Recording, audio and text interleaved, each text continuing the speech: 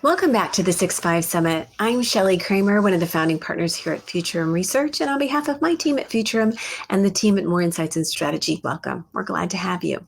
In this spotlight session, Futurum's Daniel Newman talks with Jeetu Patel, Cisco's Senior Vice President and General Manager of Security and Collaboration. And their conversation today is about one of my favorite topics, the future of work, the future of hybrid work, actually. Our post-pandemic reality will see some people working in the office and some still at home. This hybrid reality is an exciting opportunity for companies like Cisco that are focused on delivering experiences that can facilitate productive and secure work environments. And I think probably secure today is more important than ever before. I'm really looking forward to what G2 has to say, and I'll bet you are too. Let's go check it out.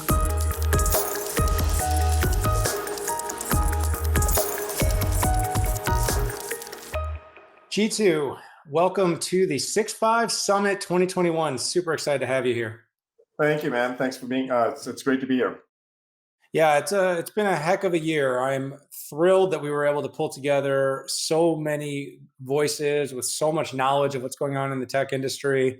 And the topic we're going to talk about today is one that's got to be near and dear to the hearts of so many of the people that are viewing this summit. And a lot of what we're going to talk about is remote work and the future of work and the technology that's connecting us and collaboration.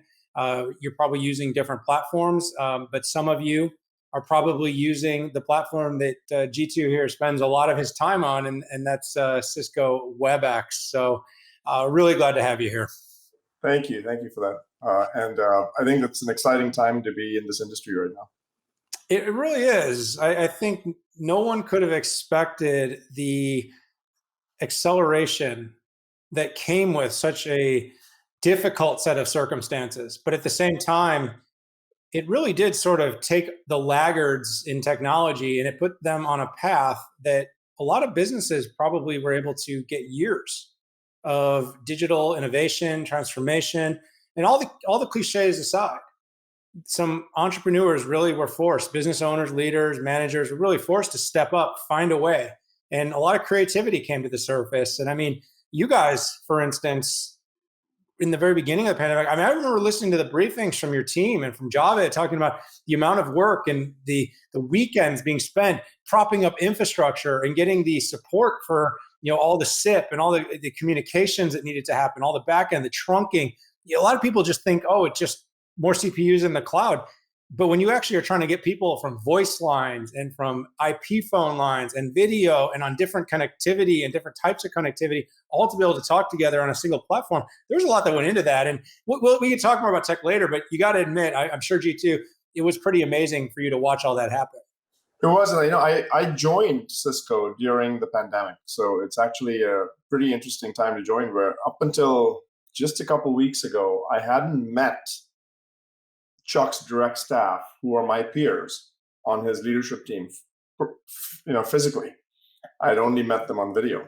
And the first time we met together was when we had gone on this Vax concert that was being held in LA, and we were sponsoring it. And so all of us came over there and we met each other for the first time. And it was actually pretty cool to see them. But a lot of them have become friends of mine, and I'd never met them in person. Like, we just had talked. So I think it was the world's largest experiment. I think humanity in general surprised itself in how resilient we can be in getting through any adversity. If just think about this, Dan, if in 2019, December, someone had told you, hey, for the next 15 months, people aren't going to go into work. And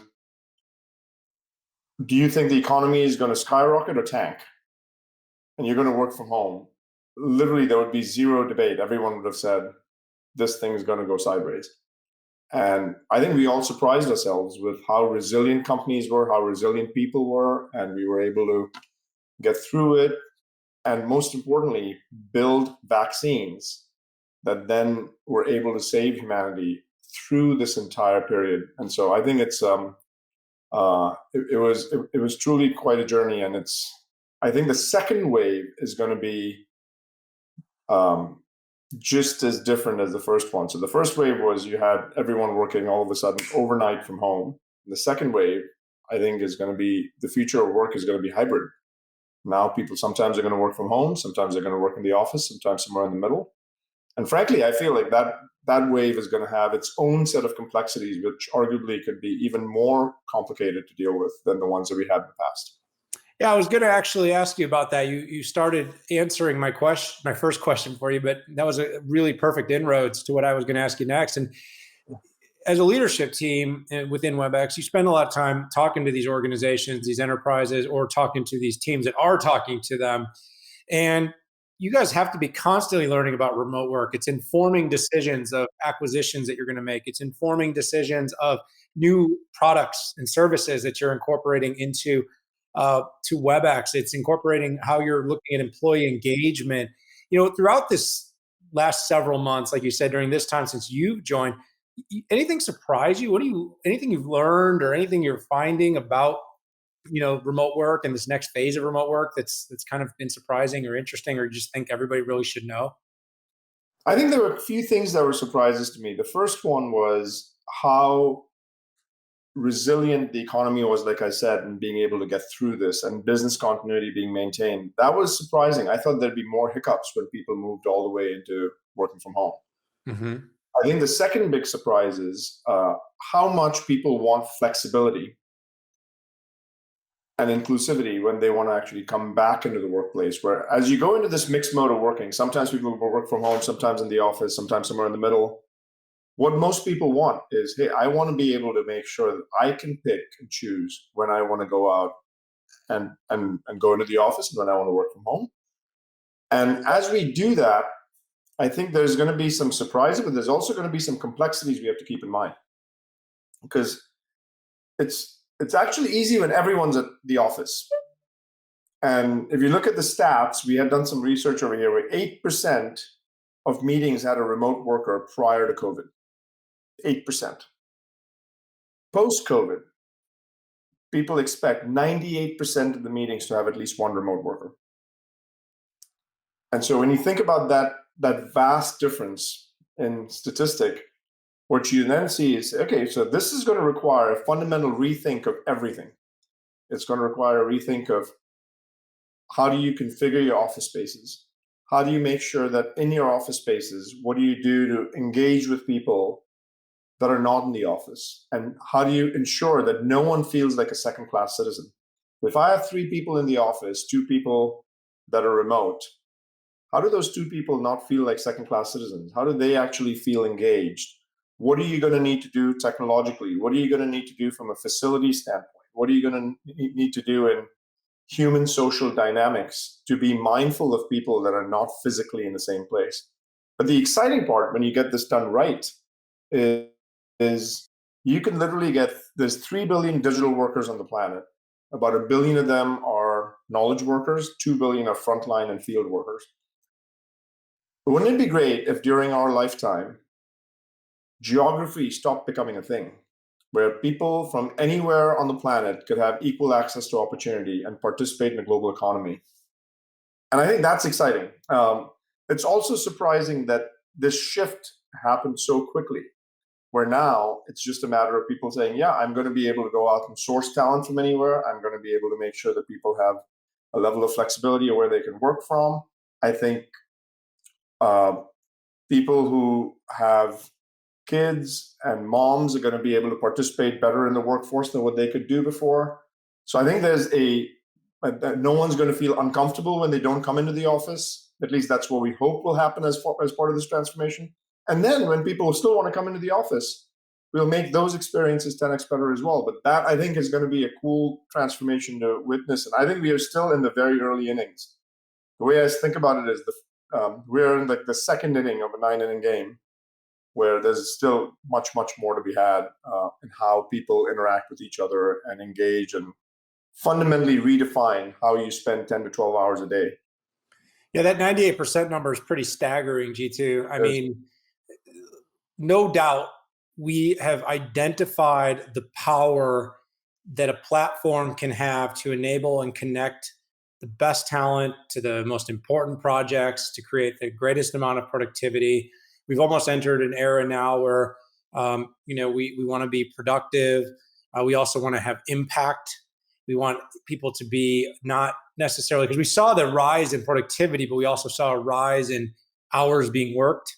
You'd think working from home would mean less. It's actually meant more. You're seeing companies like yours and the competitors in your space making more investments in analytics that can help managers identify and reduce burnout and try to, again, keep people productive, keep them effective, keep them impactful, and keep them happy, because that's what's going to drive. And then, of course, as you suggested, open the globe for talent. I was saying this long before COVID, that the most innovative companies were already moving to a model that knew no boundaries.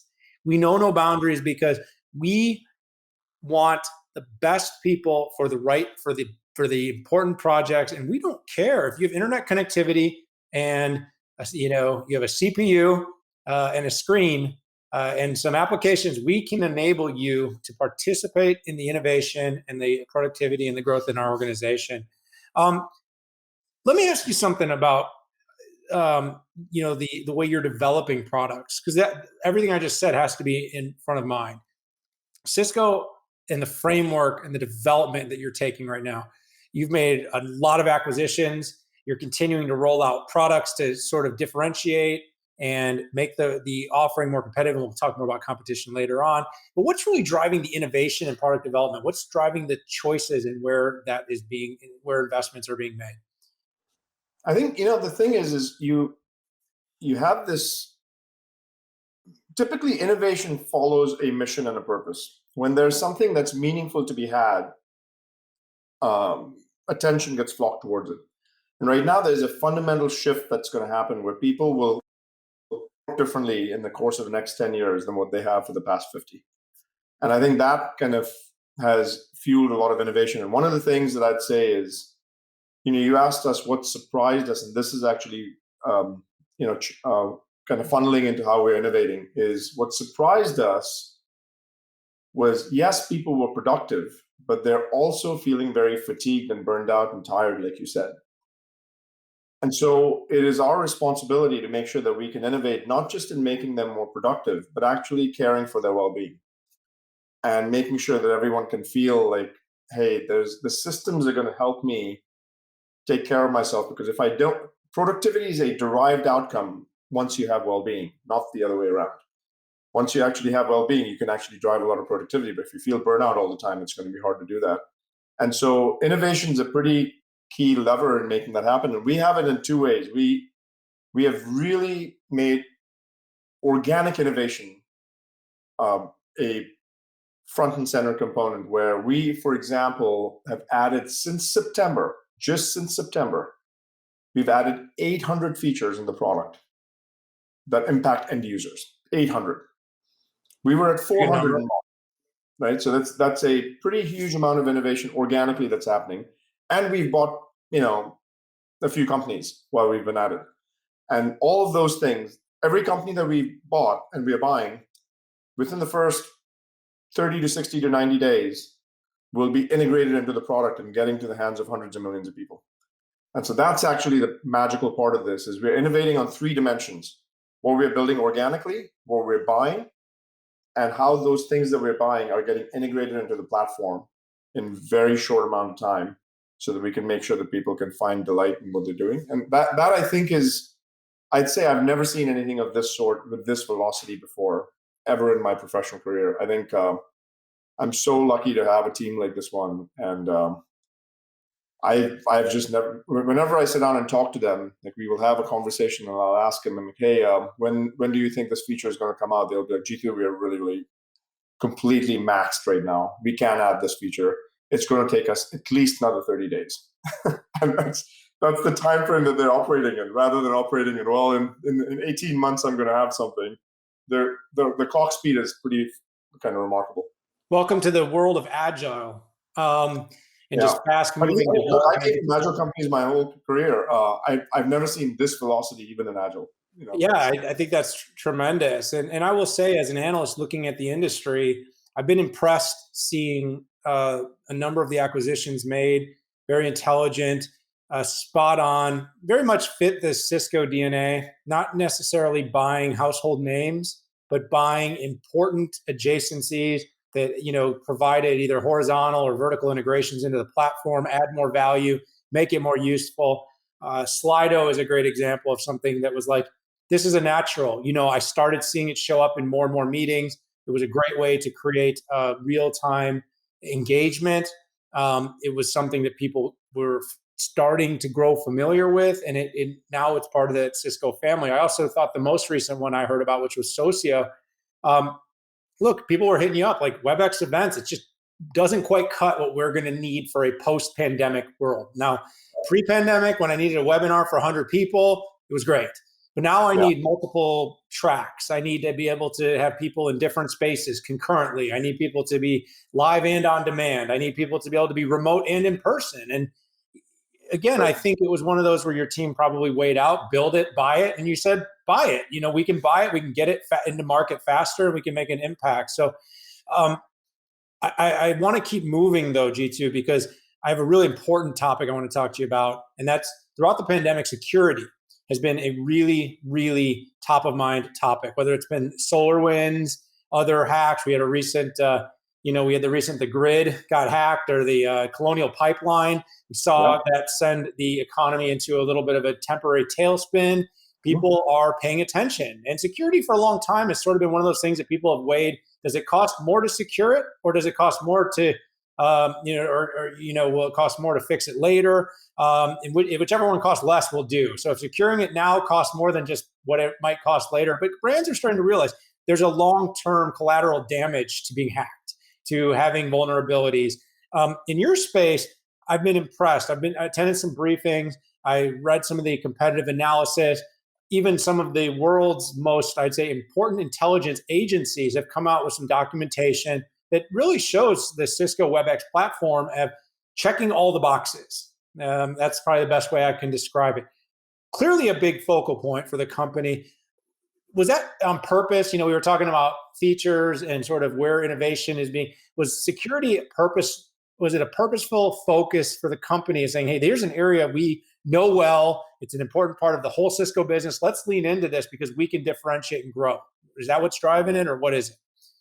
Well, actually, there's multiple pieces that are driving, but if you think about security right now, I don't know if most people know this, but we are one of the largest security companies in the world. And I think other than maybe like Microsoft, who just released their revenues, we're the largest by revenue security company in the world. And so, the good news is I'm lucky enough to actually own both security and collaboration. And so there's a lot of synergy that can be had from the two businesses working together. But we think about this from three dimensions. One is the security needs to be built in from the ground up, not bolted on as an afterthought. Number two, it's not just about security. Privacy is just as important. And we believe privacy is a basic human. Every feature we build in the products has to honor the user's privacy. We can't make sure that we violate that right. And so that's a really important kind of design choice that we've made in how we build the product. And then the third one is compliance. For every industry and for every geography, we want to make sure that we can actually do the most we can to go out and deliver right level of compliance. So security, privacy, and compliance have to be in the fabric of the company, and not something that you use as an afterthought post facto. And that, I think, is very unique compared to some of our competitors who might think about it and like, oh yeah, we forgot about security. Let's go out and add a few features because customers yelled at us. And that's the piece that's actually different in the way that we've actually designed this thing from the ground up. And I'd say that, the reason that Cisco has been so adamant in it, firstly, is at the macro level, network and security are fusing as businesses. So you see a lot of kind of, when the network is not just going out and connecting to the data center, but is actually now going to be, with SD-WAN, all of that to connecting to applications in the internet. Security is pretty important that you actually get to. Second is all the SaaS applications need to get stronger and stronger in security. And we were actually one of the benchmarks. And the expectation people have from Cisco is they trust the brand. They trust the brand from a security perspective. They trust the brand from a privacy and compliance perspective. So we have an obligation to kind of honor that trust and maintain that trust. So that's how we've thought about it. This is an area that we're investing probably heavier than any other place in the business. Security and user experience are two places which we're completely, fully committed on. And one of the things we'll keep in mind is we will make sure that we lower the friction in security so that we can increase the efficacy, which is something that you haven't seen done in the past. It's always been a trade-off. Well, you can have security, but then it's going to be terrible to use. We won't do that. It'll be delightful to use, but you'll make sure that you actually have it be super easy. So passwordless is an example. We just launched passwordless with biometrics on the device for two-factor authentication. You'll be able to use passwordless. It's less steps than what you had before, but it's more effective because people can't look over your shoulder and steal your password, or they can't intercept you and steal your password. Yeah, there's a lot of people that don't realize that, like, when you go full end-to-end encryption, there's a lot of functions and features that people want. They want the cool backgrounds, and they want, all the immersive experiences and transcriptions. And it's like, well, a lot of times it is a trade-off. So the companies that are sort of addressing that, approaching and saying, we are identifying and recognizing the importance of full end-to-end, but concurrently, we also know you want to have this best-of-class experience. Where is a trade-off acceptable? How do we make sure that you, the user or the administrator, can very quickly identify what's happening in the app? I like some of the stuff with, how you're approaching right within the URL bar within the app, that you can quickly click on it and see what your security looks like and what is truly encrypted. Because a lot of times you're hearing things like end-to-end, but you only have, for instance, only the actual voice part. So the video is not, or the add-on, the content sharing is not. So there's a lot of things in security. It's very complex, and I don't think a lot of people recognize how complex it is. And I could talk a lot about security, but I got one more question for you, and I'm going to ask you the hardest question last. This is the 6.5 Summit. We do have many of the world's biggest and leading brands and top executives here, so it's a perfect platform to ask this question, I think. You are in a remarkably competitive space. I would argue, besides maybe the chip shortage, that no tech topic has gotten more talk over the course of this pandemic than the collaboration.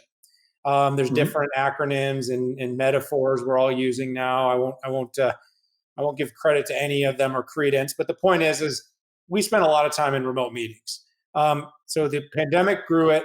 It grew WebEx, it grew Zoom, it grew everything grew. All the platforms grew. But I will tell you, as an analyst, one of the things I'm hearing about is consolidation.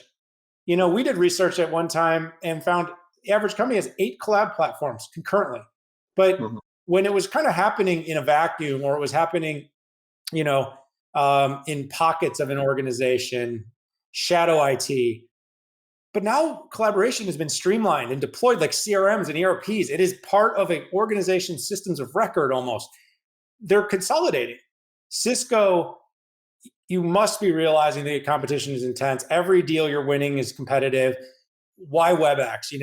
It's kind of like your 1-minute opportunity. Why is WebEx going to keep winning? Why is it the one that is going to, in the end, be selected by a lot of these companies when they do only go down to a couple, if not a single solution? Yeah. So there's 4 or 5 very structural differentiators on why WebEx, but there's one main core identity reason for why WebEx as well. Let me start with the identity and then go into the structural reasons. The key identity that we have in our product with WebEx is inclusivity. Everyone gets an equal voice. We're building features around inclusivity. We're building features around making sure that regardless of your geography, your location, your personality type, whether you're an introvert or an extrovert, your language preference, we will get you world-class solutions that can make sure that everyone can participate equally. So that is the core identity of who we are. And I think in the world that we live in today, that really matters. And it's nice to have that be the mission statement of your company, not just some side project that someone's doing. So if you think about the mission statement of Cisco, it's power and inclusive future for all. We've actually taken that in the core identity of WebEx, and you're seeing that. So that's one of the big reasons. But let me give you a few others. We actually are one of the few players in this market that manufacture both hardware and software and provide a magical experience of both of them working together. Whether it be for the conference room, whether it be for the home office, whether it be for on the move, we provide devices and we provide great software. That's number one. Number two, if you think about a spectrum of how people want to communicate, from one-on-one communication, planned versus spontaneous communication, and then all the way to hundreds of thousands of people that participate in a broadcast, we actually have a solution that goes out and spans the spectrum. No one else actually has that. And now with Socio, that's even gotten better. Now with Slido, that's even gotten better because people can participate. So that's another big area, is when you get to large meetings, extended enterprise communication, making sure that you have spontaneous communication where you can just call someone. Those things are just harder to do in the other platforms. Number three is we've spent about $1 billion or so in AI in just the past couple of years. And all of those investments are now coming to fruition. And so you see this kind of magical set of capabilities, noise removal, gesture recognition, all of those pieces which can come into kind of full on removal of friction for the user that you just don't have with the others right now. And then I'd say number four is there are some of our competitors that have always focused on, I'm going to provide something that's good enough for the market and I'll make it available for free. What we are doing is we're providing best in class, but in a way that's bundled together so that your cost is low, but you can still have this magical experience, because this isn't something that you want to skimp on. And then number five is we'll interoperate. So even if we compete with a Microsoft or a Zoom or a Google, we will have technologies that interoperate with theirs. So when we buy Slido, we're not going to stop interoperating with them. We will actually integrate with all of those. And I think those are structural differences that philosophically, I just don't think the others are able to go out and deliver. And look, we respect our competitors. They've done a great job. There's fundamental kind of shortages in privacy and security and aspects of AI that they just are so far behind on right now that we feel like we're still pretty far ahead. And we are now pulling it all together into a single suite, so that when you buy, you don't have to buy separate calling, separate meetings, separate messaging. We'll buy all the solutions together in one suite, one bundle, one price. And that hopefully is going to be very seductive to customers. And it's going to be very easy for users to use. And it's very easy for the administrators to manage. Yeah, it's a great, very thorough answer, G2, and appreciate you going into depth. I imagine you're fiercely successful in the boardroom when it comes time to try to win a deal. That's what gets you to where you're at in life. What I will say is when companies innovate, we all win. And I will be sincere in saying that. Watching several companies, including some of the key competitors that I mentioned, all of you have done a remarkable job pushing the envelope, keeping the world connected. Thank you for that. Thank you for all the work you're doing to build that. Like I said, as all of you continue to innovate, I think we as the consumers, you as the audience, everybody that's here and joining us, we all have a better and healthier, more productive experience. G2 Patel. Dan, can I say one thing on that front is we have been the fastest in our innovation in the 15 years today. And I will commit to you that we are the slowest pace of innovation over the next 4 years. We will only go faster from here. And so that's something that the market should know about us, is we've massively increased our speed, but we're going to even increase it further as we move forward. Hey, I love to hear it. That makes me smile. It's like a little bit of Moore's law of innovation in your own little vacuum of collaboration. G2 Patel, thank you so much for joining me. I love your passion. You can definitely hear it that you are excited about what you're doing. Everybody out there in the audience that tuned in, thanks so much for spending time at the 6.5 Summit. Check out all the sessions we have today in the apps and collaboration track and throughout the week. We have an amazing lineup of speakers. If you're watching this on demand, thanks for tuning in. Got to go. See you all later. Bye-bye. Thank you.